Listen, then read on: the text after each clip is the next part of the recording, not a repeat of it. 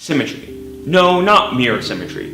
For the remainder of this video, scrap everything you currently know about symmetry, because physics deals with symmetries in a completely different way. Let's say you take an object, observe everything about it, and move it 5 feet to the right.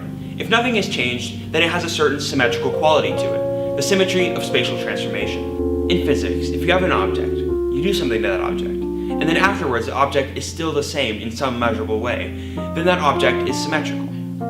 Knowing that, enter Noether. Noether was a German mathematician born in the town of Erlangen, Germany. While helping patch a hole in general relativity, Noether made a profound breakthrough. What she discovered is now called Noether's theorem. The theorem states that for any symmetry, there is an implied conservation law. A conservation law means that for any specific system, a measurable quantity stays constant even if the system changes.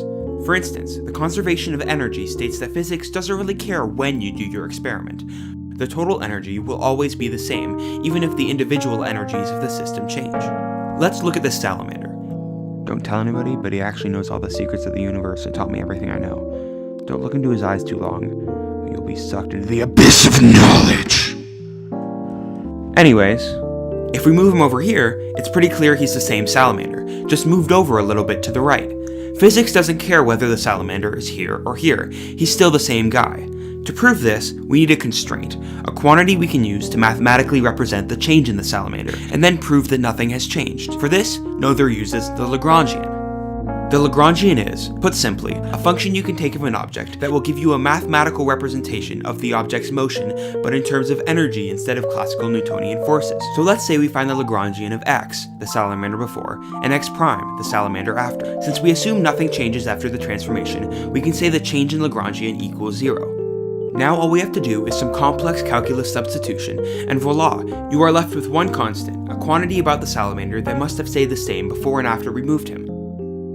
Since we did a spatial transformation, this quantity is actually equal to the momentum of the object, the exact quantity that stays the same through the conservation of momentum. Now let's say we do this entire thing over, but instead of the transformation being in space, it's in time.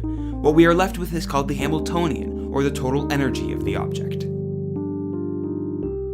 If we follow the same process, but each time transforming the object in a different way, the resulting constant is different each time. Each symmetry we put through this process results in showing a different conservation law. This canon is being used to find many new symmetries and conservations, explore the forefront of physics, quantum mechanics, and patch gaps in our knowledge of the universe, just as Noether was doing when she made the discovery over 100 years ago. One is tied to the other, and Noether showed a way to follow the rope from the symmetry to the conservation.